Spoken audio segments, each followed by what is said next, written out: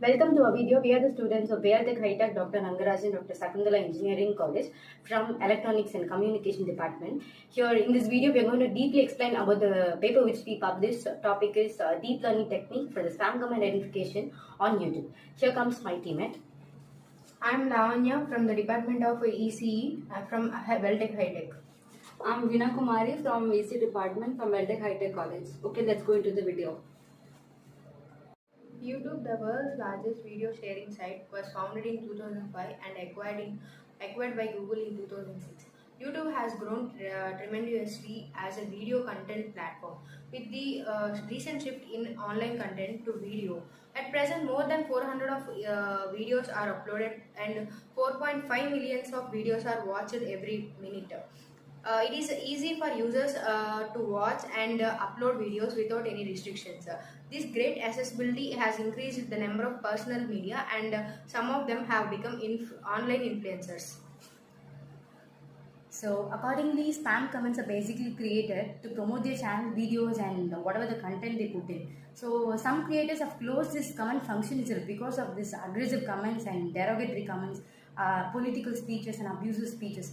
So that's what the great problem which is being like. But YouTube has its own spam filtering system, but it's not giving that much effectiveness because these spam creators are there, right? They are finding their own way to bypass that heuristics. In this paper, we propose a deep learning model for the YouTube spam comments detection scheme to improve the performance of the model. Therefore, in this work, we propose a deep learning method that combines the result of 3 models to produce the best final result. In the initial stage, before applying our inputs into the 3 deep learning algorithms, first there are some steps that are needed to be followed, like some necessary requirements. The first one is data collection. Data collection is nothing but the data which is obtained from Kaggle.com. So that is what data collection. We are using Kaggle.com here. A data cleansing technique is applied, and the data cleaning is nothing but data cleansing technique which is applied to turn the raw data into the processed data. That is what a data cleansing does. And data splitting is nothing but a data set is split into training dataset and testing dataset for validation. So that is what is training and testing data. So that in that our whole data set is split into testing and training data. So using 80% of the data for training and 20% of the data for testing. Next one comes is that text pre-processing. Text pre-processing includes 3 processes: tokenization, sequencing and padding. Tokenization, as like deep learning models do not understand text, so now we need to convert the text into numerical representation. For this purpose, a first step is known as tokenization. The tokenizer API from TensorFlow splits the sentences into words and encodes these in integers. So that is what our tokenizer does. And tokenizer does all the required pre-processing, such as like tokenize the words into characters, filter out all the punctuation terms, and maximizing the number of unique tokens. Like hence we can filter out all the rare words, and converting all the integers to like words to integer text.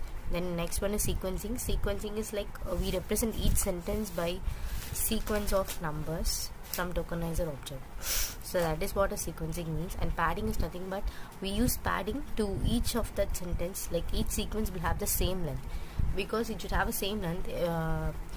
Then if the padding is not done in a correct way, then it will result in a overfitting. So that is what like padding does. These are the text pre-processing, and after customizing an input accordingly, then we have to give our inputs like data sets into the trained models like dense sequential classifier networks, LSTM and BiLSTM. So I have talked briefly about LSTM, BiLSTM and dense sequential model in the upcoming has.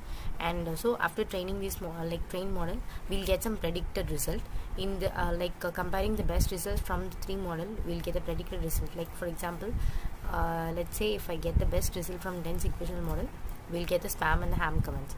Ham is nothing but the non-spam comments. So that is what this architecture does. Thank you.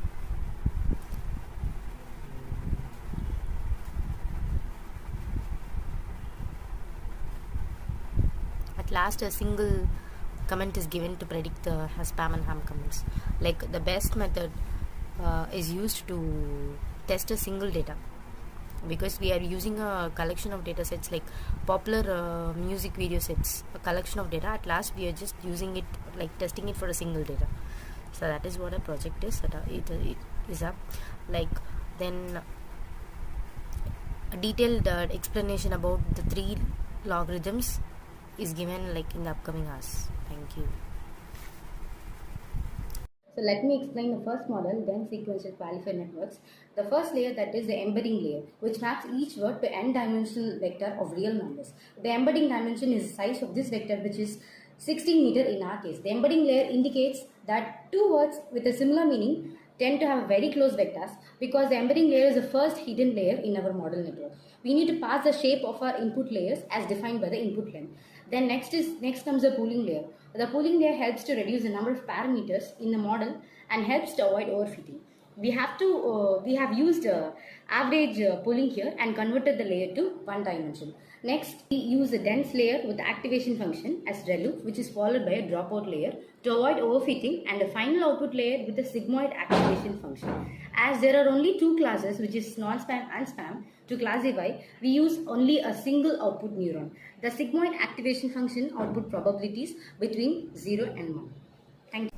Next, we are going to discuss about the architecture of long short-term memory model. The architecture of LSTM is shown here. LSTM deals with both long-term memory and short-term memory, and for making the calculation simple and effective, it uses the concept of gates. There are 4 gates available here. First, let's discuss about the forget gate.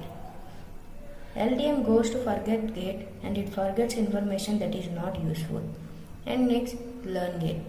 Even are combined together so that necessary information that we have recently learned from STM can be applied to the current input. Remember gate. LTM information that we have not forget and STM and even are combined together in remember gate, which works as updated LTM. And the last one, use gate. The use gate also uses LTM, STM and event to predict the output of the current event, which works as an updated STM. The actual mathematical architecture of LSTM is represented using the following figure. So this is about the BiLSTM, which stands for bidirectional long-term memory. Bidirectional recurrent neutral networks, which is RNN, are really just putting 2 independent RNNs together. This structure allows the network to have both backward and forward information about the sequence at various time steps. Using bidirectional will run your inputs in 2 ways, one from past to future and one from the future to past. And what differs this approach from unidirectional is that in the LSTM that runs backward, you preserve information from the future, and using the 2 hidden states combined, you are able in any point in any time to preserve information from both past and future. Thank you. In this paper, we propose a technique to detect spam comments on YouTube, which have recently seen tremendous growth using a deep learning model. YouTube spam comment screening and conduct classification experiments with the 3 deep learning models, which are dense sequential classifier, LSTM and BiLSTM, combining these 3 techniques in the comments data. The proposed model's performance was proven by the findings of quantitative evaluation metrics such as accuracy, precision, recall, and F1 score. The experimental results showed that the dense sequential classifier network model proposed in this paper had the best performance in terms of accuracy. So hereby we conclude by saying that comparing these 3 deep learning techniques, the dense sequential classifier network models gives the best accuracy. And thank you for watching this video. Thank you. Thank you.